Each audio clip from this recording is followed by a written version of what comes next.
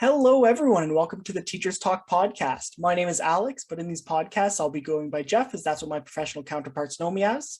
And today, I'm joined by two of my friends again from my teachers' college at York University, David and Alex. Say hello, guys. What's up, everyone? Hey, everyone.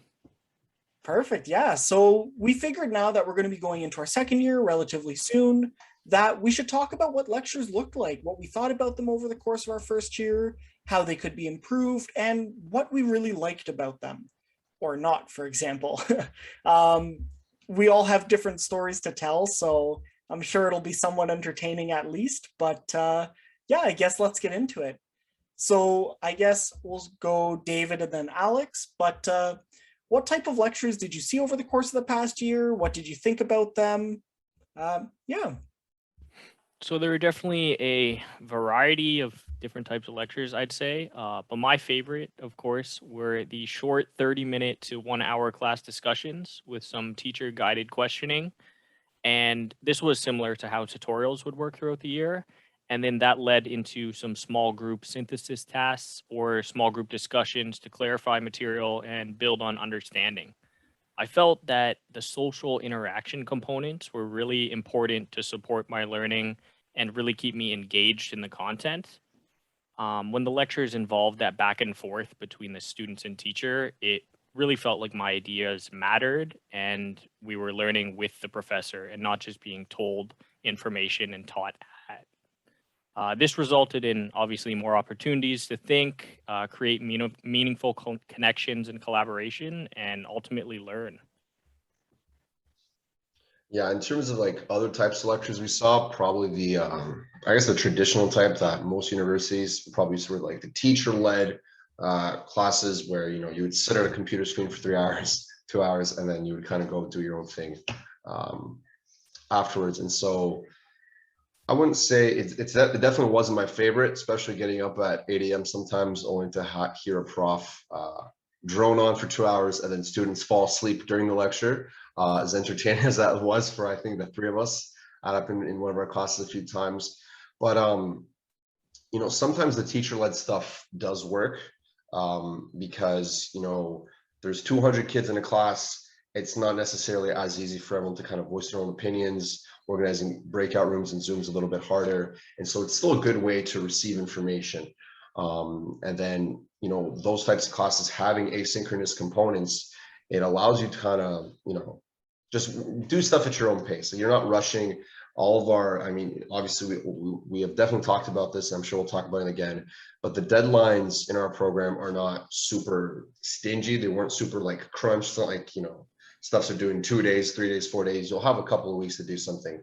And so as long as you pace yourself, I think everything is pretty much manageable. But yeah, the teacher-led courses, the teacher-led types of lectures were definitely the most common that I'm sure we all had throughout the year. Yeah, I think what both of you touched on, like with the courses where like teachers sort of led for half an hour and then like student groups and student work and like some banter, as well as like the teacher-led, I think those were the most common ones that I saw. But I did see a couple different formats. I mean, the obvious one would sort of be like completely asynchronous classes. But those were more of like a podcast. A teacher would record a podcast. They would ask you to do a couple tasks. And then there'd be like an optional check-in tutorial type thing where you could like go and like run your work by a TA or the prof or some of your peers, or in some of our classes, we had to like read children's books and like talk about issues of diversity and inclusion and equity. And really like what ended up happening was those tutorials pretty much just turned into a book club, which was like super fun and super great. But it was definitely a different lecture format from what I had seen in science previously and like math. And I guess the other lecture format would be pretty much student-led lectures. There were a few classes that we had in the past year where, the teacher would basically have a class or two to get everyone on the same page. And we were always sort of given projects and presentation dates. And then the rest of the term was just, okay, do your presentation now. Like teach your demonstration or teach a class with some peers. And it was more of like an experiential learning at the university, which was pretty cool considering we didn't really get placement this year. And I think it worked really well for the online classes. But I'm going to hold my tongue there because my next question is, what do you think worked well with lectures in Teachers College, or what didn't? And if you have any funny stories, without naming names, of course, I think that'd be great to sort of throw in here for some comedic effect. For some entertainment value.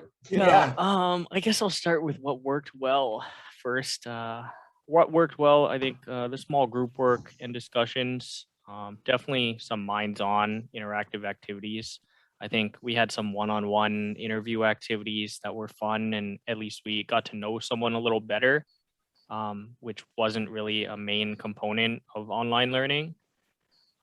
Just kind of connecting learning to practice, opportunities to design and teach your own classes based on a topic, and using different platforms to really, I guess, understand new things that we can use in our future classrooms.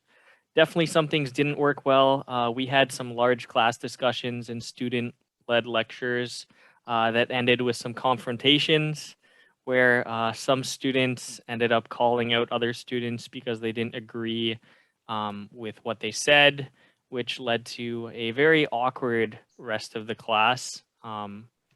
No one really wanted to say anything after that, and it was very quiet. Definitely, some lectures were definitely way too long without having breaks, so it was kind of hard to stay engaged and kind of keep focused. Or too many prior readings and videos. When there wasn't a focus on one specific topic, it was really hard to get everything into one little short amount of time to speak about.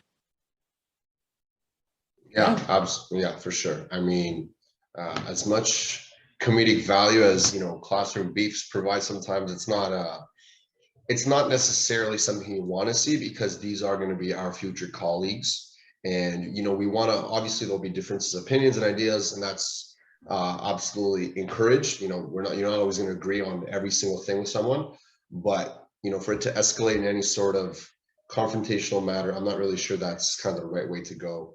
Especially since our careers will be based not only on teaching youth and children, but also on collaborating with each other, working with parents, the community. And so as funny as it is, sometimes as entertaining as it is, you never want to see it. In terms of like the longer, more traditional style lectures, again, as I touched upon earlier, it's good in terms of just, you see the slide, you write down the important information, maybe a prof makes a note or two about it, and then you move on. So it's kind of like the traditional way that we all went through our undergrad. So we're kind of used to it. So I guess that kind of lends to it working because of experience to it. But a lot of times what I found was it'll be 2.5 hours long, 3 hours long with no break. And, you get Zoom fatigue, you get computer fatigue, you just get, your eyes are tired, you want to get off in your chair and walk around a little bit.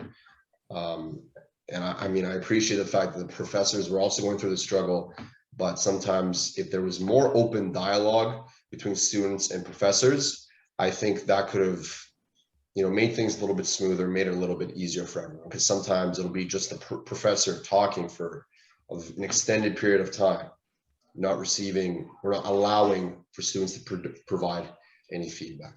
But overall, given the circumstances, it was regular. I was used to it. You got used to it after a couple months. And yeah, you kind of just deal with it. You figure out the little things that you do every day to help yourself, not be tired, stay alert, stay focused.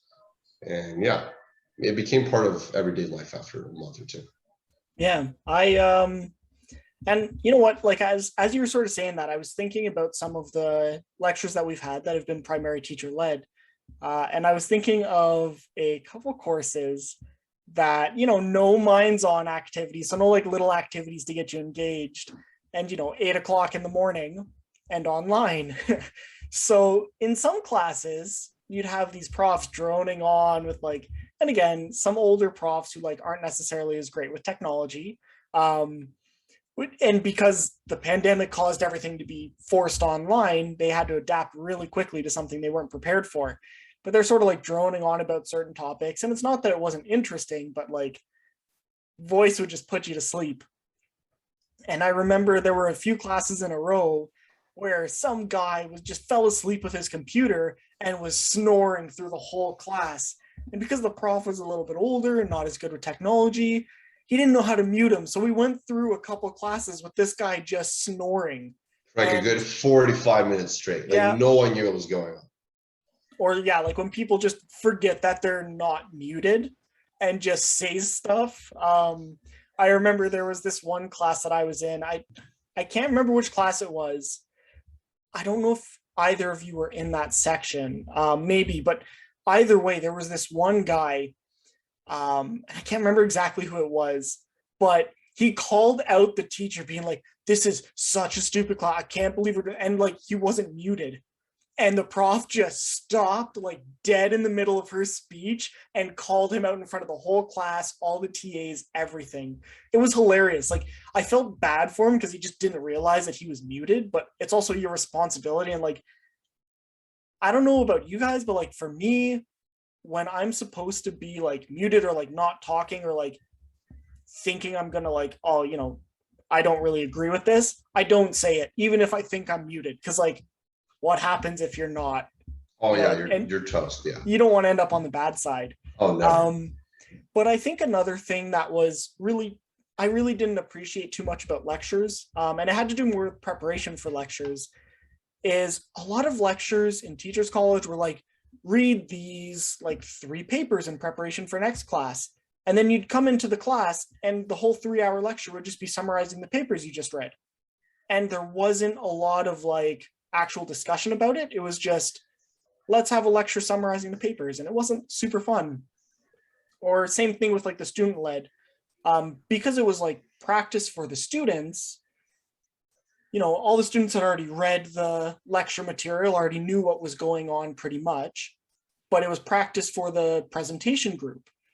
So as a student, sometimes you're sitting through a 2-3 hour like student presentation being like, I had to read this, I already know all this, I just have to be there so the prof can give that like student some feedback on how their teaching is. And it was fine, but sometimes it was like, oh, I really wish I could take this time to work on like other assignments or something.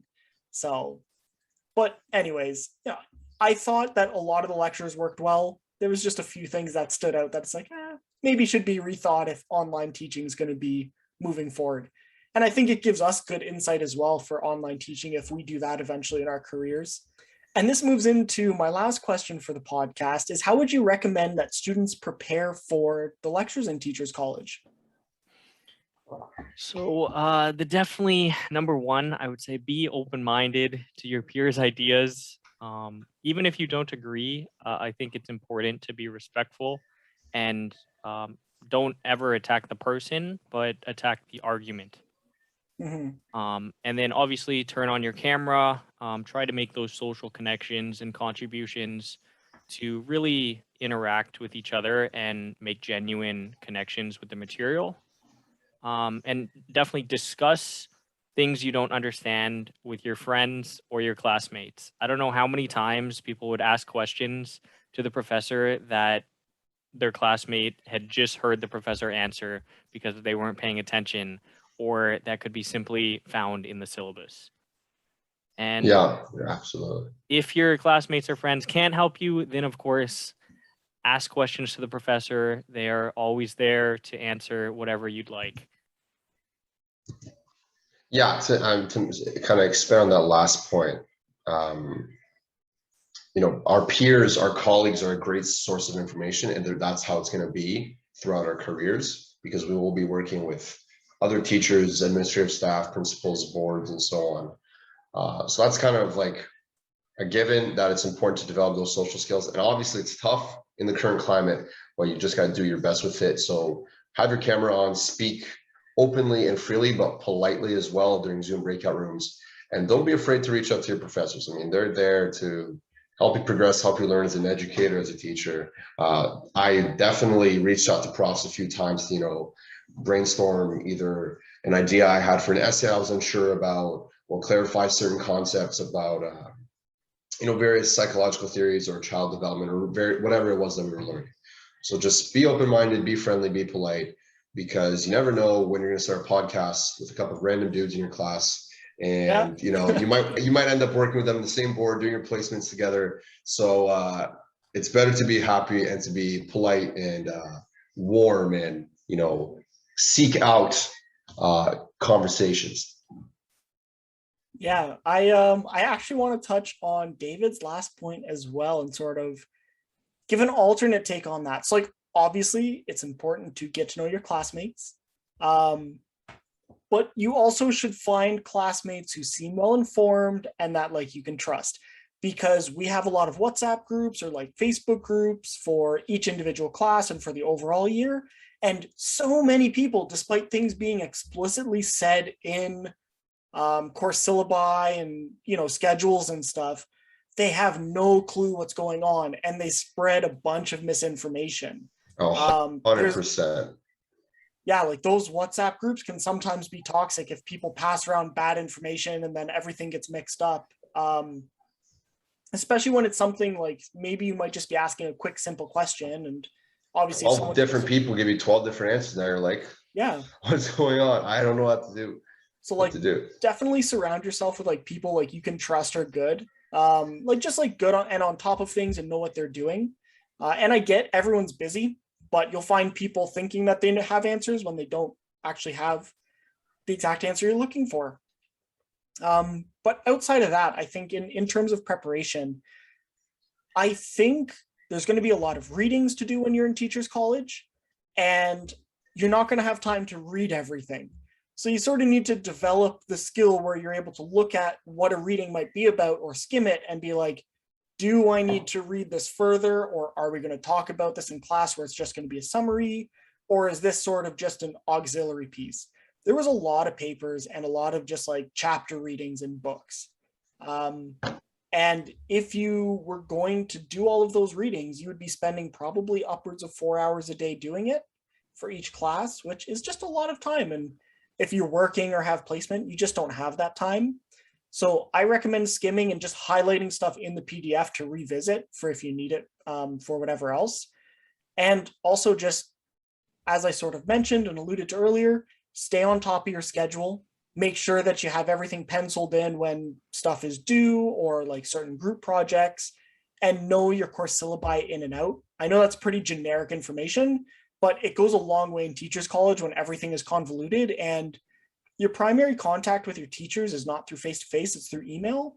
And sometimes if you need to know something, it takes them 2 to 3 days to respond to you, which is at least what I found with a lot of my profs. They were very busy with their research and other things that, you know, teaching is obviously like a secondary priority to a lot of them. That's not necessarily what they're at the university to do. That's what lecturers are for, but not necessarily professors.